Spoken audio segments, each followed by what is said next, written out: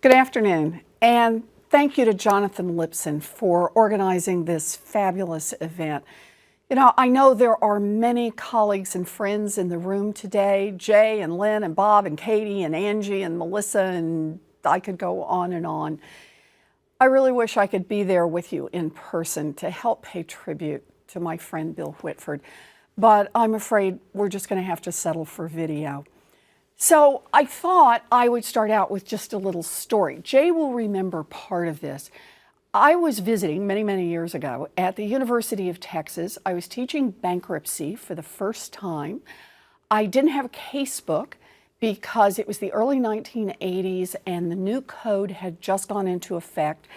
And back then, books were slow to change. So for my class, all we had were copies of the statute and some materials that I had photocopied and handed around.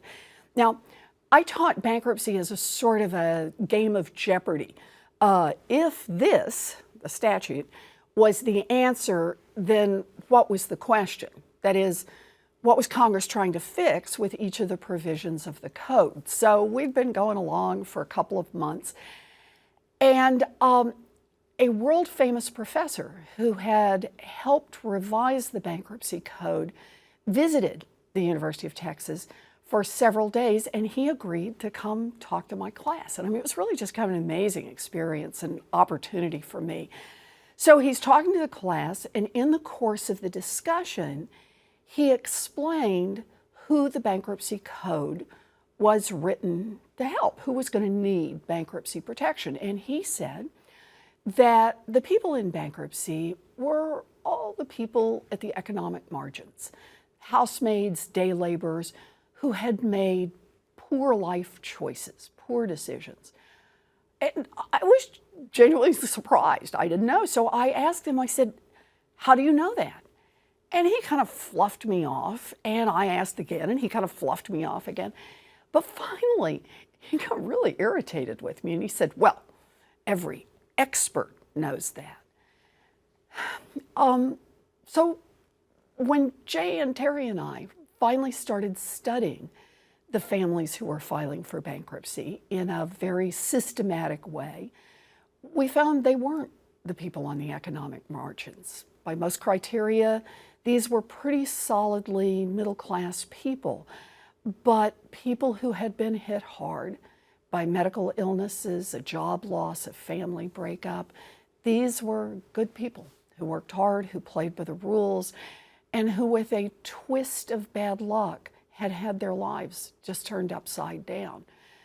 Now, back then, many of the fanciest, world-famous experts relied on theories and assumptions for their legal arguments. A few of them collected anecdotes, but not many were looking for a data-based analysis of what was actually happening. And that was how I knew Bill Whitford.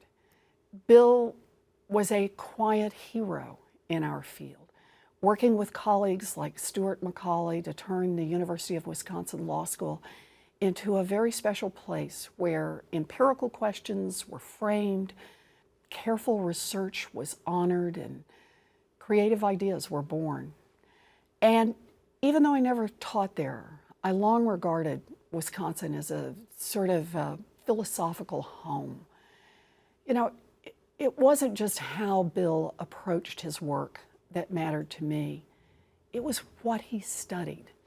At a time when it was the fashion to talk only about big cases or important cases, Bill dedicated his work to some of the issues that I believe matter most, to consumer protection, to social justice, to human dignity. His bankruptcy and his contracts work shed light on the widest range of transactions and circumstances, from the biggest restructurings in our nation's history, but to the consumer loans of just a few dollars. And the fact that he did that was an inspiration to a generation of scholars for whom this kind of work was both foreign and professionally risky. So there's really no doubt about it. Bill has been a leader. He's been a leader and he's been a colleague, a mentor and a friend, someone who made me question my ideas and work a whole lot harder to prove my conclusions. And he hasn't only been a mentor to me. Bill has a deep dedication to his teaching career. He believes in the transformative power of a legal education in his students' lives. He's the kind of teacher we all hope to be, or in my case, hoped to be. Bill is a humble guy, and he doesn't like to take credit for what a pioneer he's been in our profession. So I'm really glad that you're all gathered today at Temple University to give him the recognition he so justly deserves.